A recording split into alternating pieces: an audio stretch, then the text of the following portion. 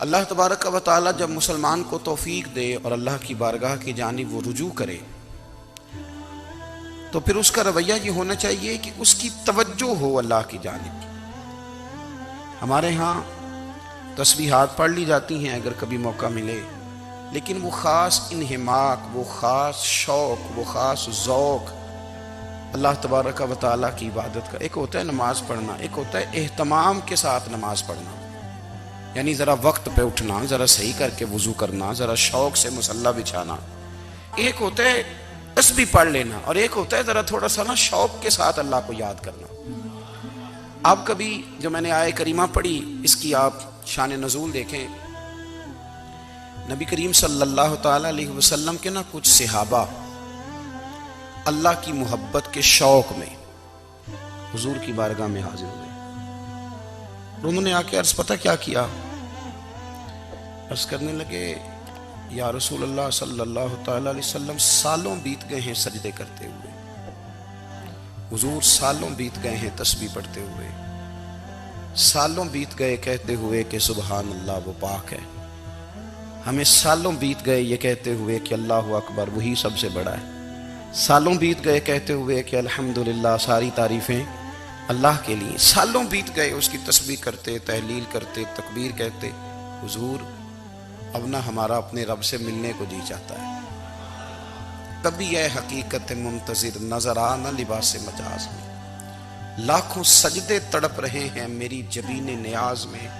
اور اقبال کہنے لگے کہ تیرے عشق کی انتہا چاہتا ہوں، تو میری سادگی دیکھ کیا چاہتا ہوں، میرا ذرا سا تو دل ہے مگر شوق اتنا، میں وہی لن ترانی سنا چاہتا ہوں۔ میرا بھی دل کرتا ہے کہ اللہ میں تجھے کہوں میں تجھے دیکھنا چاہتا ہوں جس طرح حضرت موسیٰ کلیم علیہ السلام نے کہا تھا، اور تو مجھے کہے کہ لن ترانی تو نہیں دیکھ سکتا، ذرا سا تو دل ہے مگر شوق اتنا، میں بھی وہی لن ترانی سنا چاہتا ہوں۔ پھر کہنے لگے بھری بزم میں راز کی بات کہہ دی، بڑا بے ادب ہوں سزا چاہتا ہوں۔ دیکھو سب لوگوں کے بیچ ہی میں نے یہ کہہ دیا۔ میرے عزیز صحابہ نا شوق میں، کتنے سارے لوگ ہیں آپ، کتنی ماشاءاللہ بڑی تعداد میں آپ آئے، ہم بھی کبھی اس شوق میں گئے ہیں کہ ہمارے رب کو دیکھنے کو دل چاہتا ہے، ہمارا جی چاہے وہ کبھی ہمیں ملے۔ حضرت عبداللہ ابن عمر رضی اللہ تعالیٰ عنہ، حضرت عمر کے صاحبزادے، مکہ مکرمہ میں ان کی قبر ہے، میں نے جب انہیں پڑھا تو مجھے ان سے بڑا پیار ہو گیا، لیکن آپ کو پتہ ہے وہاں جا کے کسی شخص کا مزار تلاش کرنا یا پوچھنا ایک مشکل کام ہوتا ہے۔ تو ایک دفعہ میں مکہ شریف میں حاضر تھا، تو ایک گاڑی والا ڈرائیور مجھے کہنے لگا کہ مولانا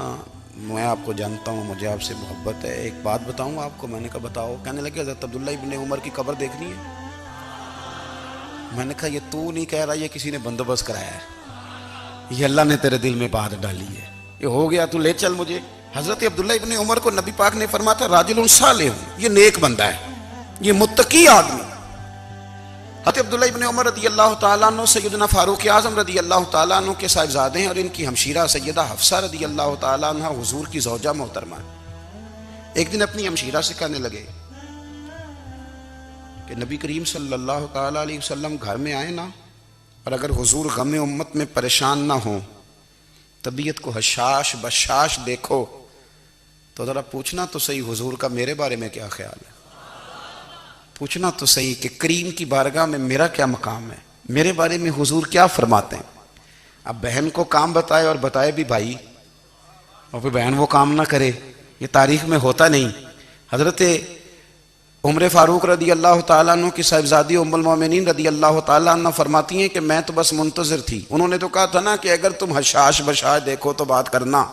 لیکن حضور تشریف لائے،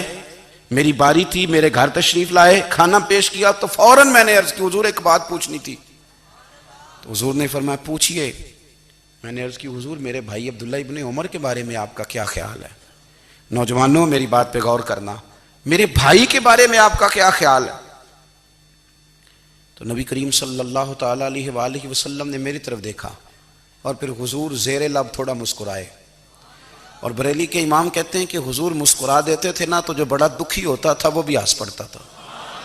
اب سوال پیدا ہوتا تھا کہ پھر تو اس مسکراہٹ کے لیے انتظار کرنا پڑتا ہوگا کئی کئی مہینے کہ حضور مسکرائیں تو رونے والے ہنسیں، تو اعلیٰ حضرت فرماتے ہیں نہیں، انتظار نہیں کرنا پڑتا، یہ مسکراتے رہنا تو حضور کی عادت ہے۔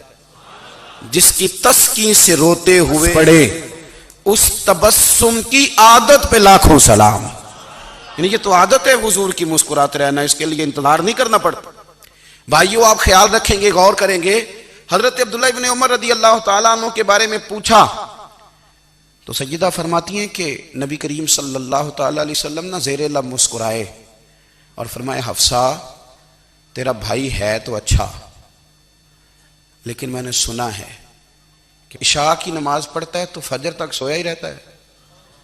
او نوجوانوں، 10 بجے تک سونے کی بات نہیں ہوئی، 9 بجے تک سونے کی بات نہیں ہوئی، 11 بجے اٹھنے کی بات نہیں۔ حضور فرمانے لگے میں نے سنا ہے کہ عشاء کی نماز پڑھ کے سو جاتا ہے اور فجر تک سویا ہی رہتا ہے، اسے چاہیے کہ تہجد کے وقت اٹھا کرے،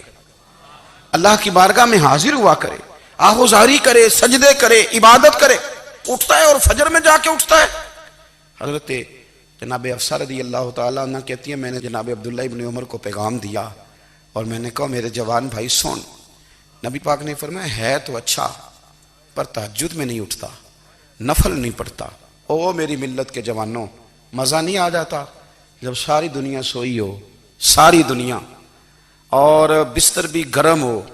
اور نیند بھی پورا غلبہ کر رہی ہو،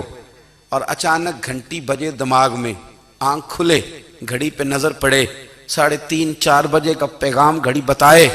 اور کوئی چڑھتی جوانی والا اٹھ کے وضو کرے، اور جب وہ مصلی کھول کے بچھائے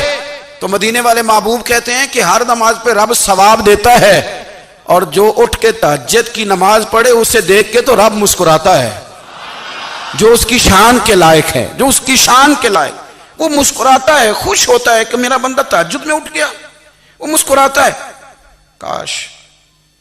ہماری صبحیں کبھی اپنے مالک کے نام ہو جائیں۔